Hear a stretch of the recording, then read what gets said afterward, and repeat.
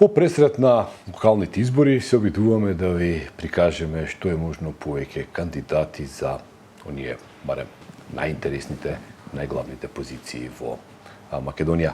Затоа тука со нас денеска еден заменик министер и тоа Мирослав Лабудовиќ, само да ја прочитам вашата целосна титула, министер за енергетика, заменик министер за енергетика, рударство и минерални суровини. Многу е тешко, морам да признам. Добар ден за Мирослав Лабудовиќ. Добар ден и на вас, ви благодарам многу на поканата. Благодарам вие што дојдовте.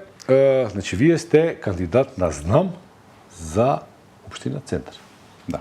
Дали добро, точно го кажав тоа? Бидејќи сега имам огромен број на коалиции, огромен број на партии, нели, влегуваат во изборната трка и мораме да бидеме прецизни. Јас сум кандидат на движењето Знам за наша Македонија, за градоначалник на Општина Центар, со полна поддршка од ВМРО ДПМН. Таков договор направивме партнерски, таму каде што ВМРО ДПМН има своји кандидати во општините, движење Знам да го поддржи, а таму каде што ВМРО ДПМН ни ја дава нашата поддршка, односно Знам има своји кандидати, ВМРО ДПМН да даде потполна поддршка. Центар е една од општините во која што ВМРО ДПМН нема да има свој кандидат. Да, до сега се договорени две општини, тоа се општините Куманово и Центар.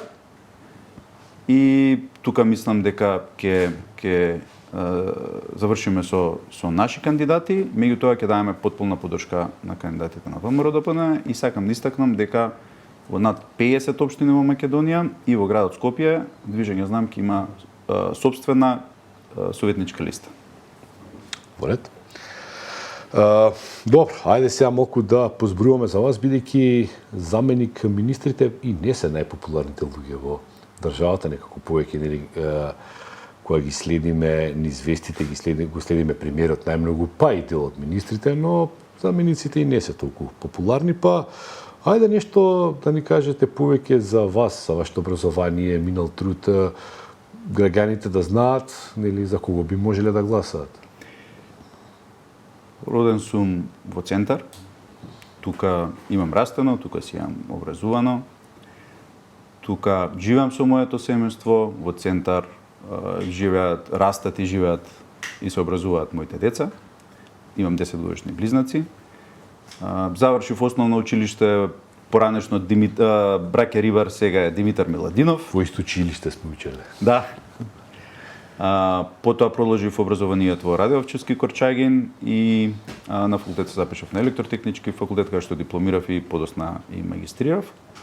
Во првите години од мојата професионална кариера работев како надзорен инженер, потоа инженер за извадба и во еден период од својата професионална кариера влегов во автомобилската индустрија, каде што последните 10 години променив 3 компании, каде што напредував во својата професионална кариера. И можам да кажам дека во тие странски компании, инвестиции од автомобилската индустрија, де факто и ми го дадоа тој професионален импулс и начин на работа, начин на размислување и пристап кон решавање на проблемите. Таму се решава изворот на проблемот, не се решава последицата.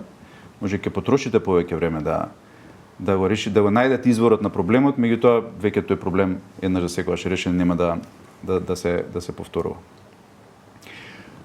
Минатата година прифатив понудата да бидам заменик министер во Министерството за енергетика, рударство и минерални суровини. Ја прифатив од причина што тоа е мојата бранша, енергетиката. Тоа го имам образуваното и тоа ми е пасијата. Министерството поттикот исто да прифатам таа понуда беше бидејќи министерството беше тазе формирано. Нешто што се гради од нула, кога имате бел лист хартија, најтешко да го испишете, нели, тој бел лист хартија, не да го надополнувате. И ние де факто со многу мал број на луѓе почнаме да градиме тоа министерство и можам да кажам дека денеска имаме една респектибилна организација која што донесе измени и дополнување на законот за енергетика, всушност тоа беше една реформа во енергетиката. Имаме неколку програми за ранливи категории, де факто и државата треба да биде најфокусирана на тие категории кај што им е најпотребно на ренливите. Имаме 2 програми, развиваме методологија за детерминирање на енергетска сиромаштва, од каде што ќе произлезат нови програми, така што учествував во градење на една директно учествував во градење на една институција која што своите резултати допрва ќе се гледаат, бидејќи резултатите во енергетиката не се да се поплочи некој сокак или да се стави знак, него тоа се сериозни капитални работи кои што денеска ги започнуваат и ќе бидат видливи за par години. Хајде да видиме како таа ваша навика да барате причината на проблемот, а не последицата, ќе помогне во справувањето на проблемите со општина Центар, каде што тоа е, да кажеме, најбогатата, најурбаната општина во Македонија, но во секој случај има еден куп на проблеми. Еден од проблемите е загадувањето. Може би причинителите и не се во општина Центар. Загадувањето е глобален проблем. Тоа е проблем на, ќе речеме, и на Балканот. Загадувањето нема граници. Добра, ама ние не се загадуваме од Българ, се загадуваме од нашите фабрики и нашиот собреки. Точно, емисијата на штетните гасови. Општина Центар е дел од градот Скопје. Има повеќе начини кои и методи како би можело да почнеме да го намалуваме. Ние не можеме да го за еден момент тоа да го исчистиме воздухот, меѓутоа можеме да донесеме мерки кои ќе придонесат до намалување загадувањето. Пред се да почнеме од тоа да си го исчистиме, да исчистиме темелно општината, да направиме еден пресек и да почнеме да го одржуваме тоа. Бидејќи општина Центар е сериозно валкана општина. Хигиената е на многу ниско ниво. Дополнително, градежниот сектор. Контролата на градежниот сектор да не биде вака агресивно колку што се случува сега со не знам колку градежни локации што ги имаме, што сметам дека голем дел од нив се небезбедни. Ево, например, кога ќе отидете во странство, ќе видите зграда, не може да видите дека зградата се гради. Целосно е заштитена, има соодветни мрежи кои што го намалуваат тоа растурање на прав и прашина од самото градилиште.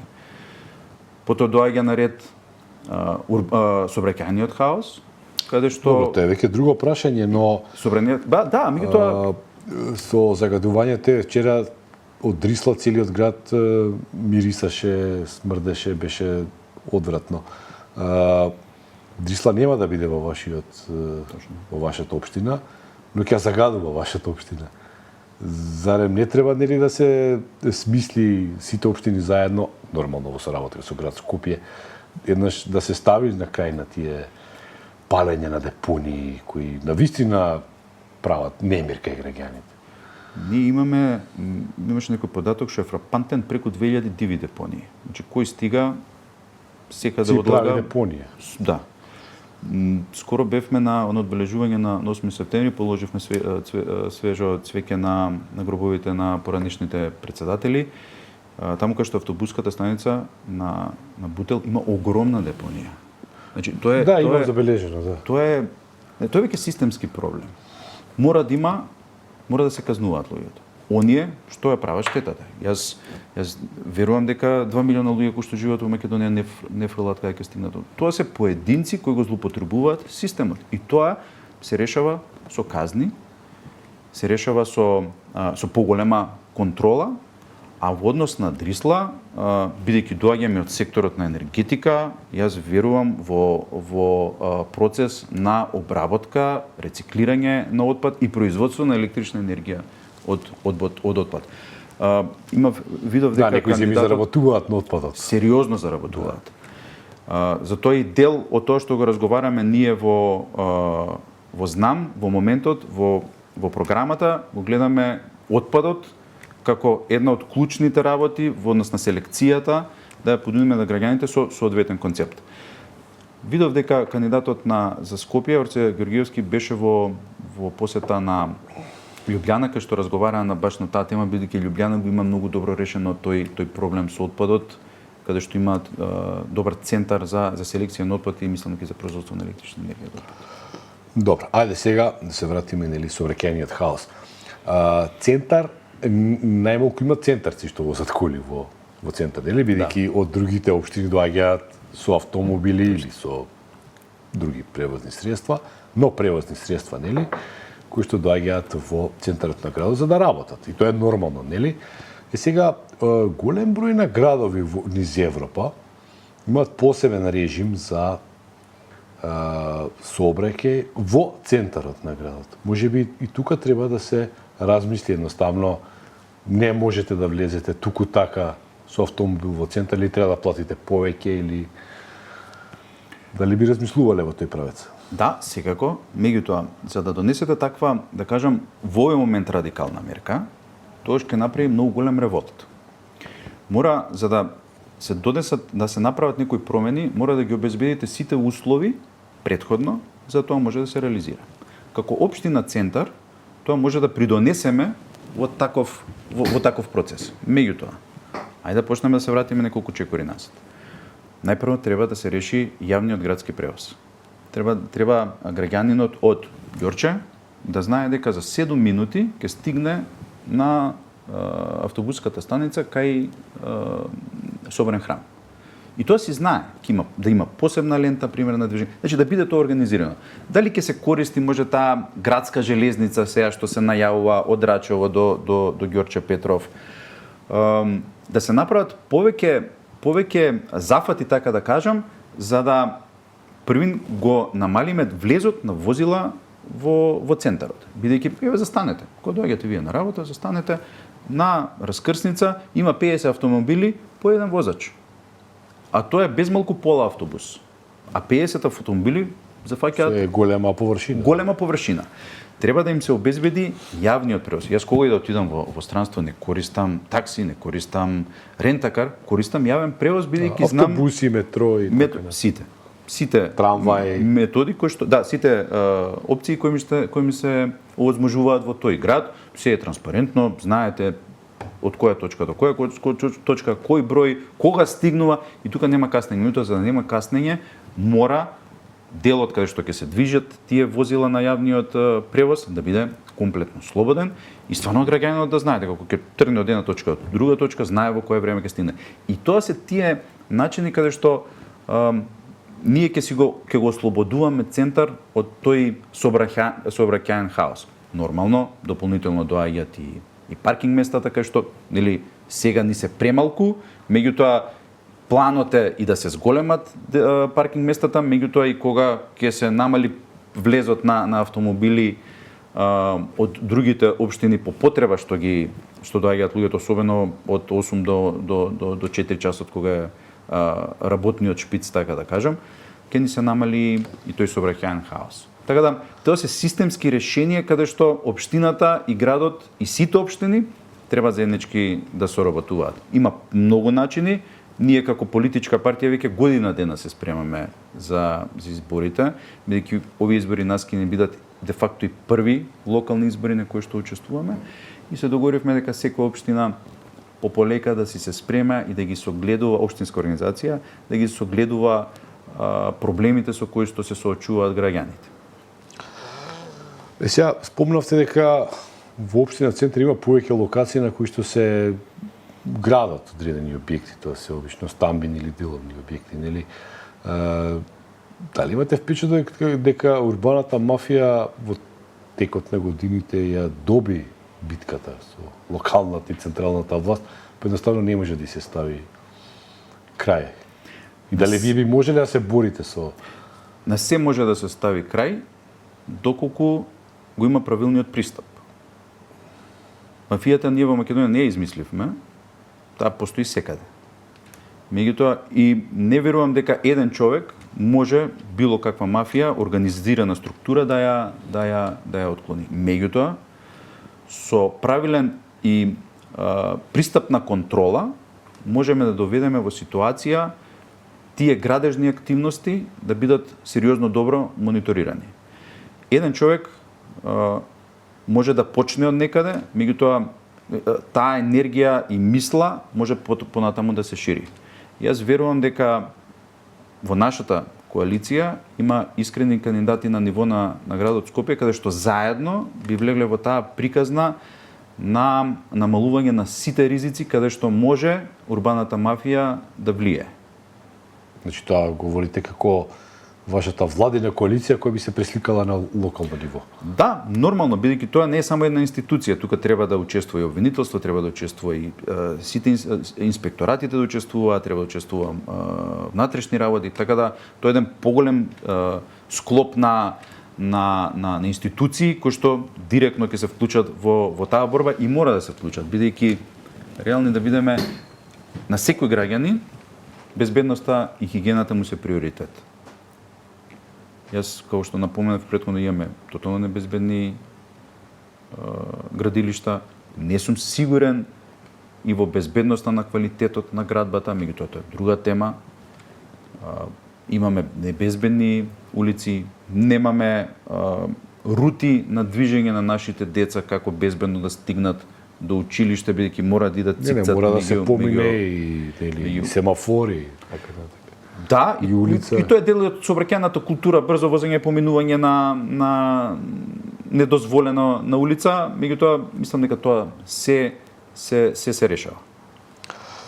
Последно прашање кое што го поставуваме на сите кандидати, без разлика за која позиција се кандидираат. Каква е вашата визија за општината, конкретно во конкретниот случај општина Центар?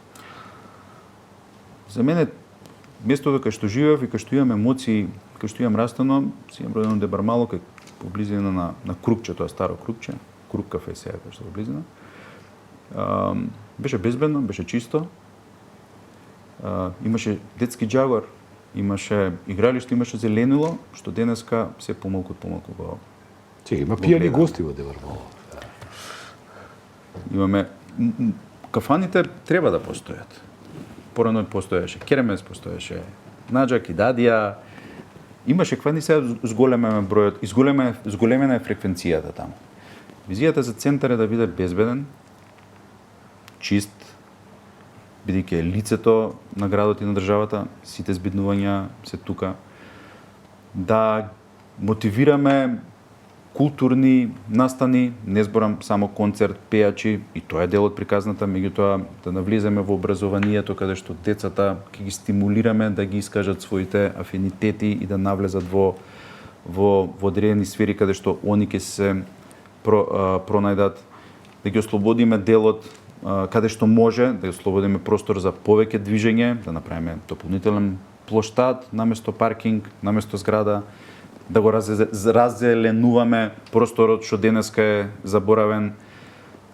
Визија каде што луѓето со сите проблеми кои што се соочуваат на дневно ниво, зборам од економски, финансиски, здравствени проблеми, општинските проблеми да не им се товар. Кога ќе излезат од дома, да не мора, како што јас денеска кога ми требаше да стигнам до вашето студио, да мора да направам цик-цак, да не сгазам у вирови, бидејќи претходно лошо тоа било изведено. Така што визијата е да имаме квалитетен урбан живот, да имаме рамномерен развој и економски и урбан развој на општината, да размислуваме за енергетска ефикасност, што повеќе домовите да бидат потопли, да бидат со помали економски трошоци, така да кажем. Имаме добра приказна, имаме добра визија. Визијата е горе и надолу го ги редиме сите оние работи кои што ќе придонесат заедно со граѓаните и граѓанските движења да ни помогнат да ја направиме заедно таа приказна, бидејќи мора да слушаме што говорат граѓаните, бидејќи само така можеме да стигнеме до целта која што заеднички ја посакуваме. Бидејќи во Центар и јас и сите што живееме во Центар се соочуваме со истите проблеми, истите работи не фрустрираат и верувам дека сите знаеме како тоа треба да го направиме заеднички, меѓутоа за тоа тука е и општината како некој ветар во грб да ги реализираме сите тие активности што би си ги испишале, би се договориле и што се реално изводливи. Бидејќи во нашата кампања нема да ветиме ништо што не е реално изводливо, бидејќи не сакам никој да не држи за збор дека не сме го исполниле тоа, што сме го ветеле. Не, баш напротив. Ќе влеземе во приказна во која што се што ќе ветиме ќе биде во соработка со граѓаните и ќе го изведеме во периодот од 4 години што ни следи. Мирослав Лабудовиќ, благодарам за гостување. Се надам дека може би во кампањата уште еднаш ќе се видиме. А ќе се видиме и по кампањата. Видиме само во каква улога, дали заменик министер или нов градоначалник на центар. Благодарам. Ви благодарам многу на поканата, уживав во разговорот со вас. Почитувани гледачи, ви останете со Слободен печат.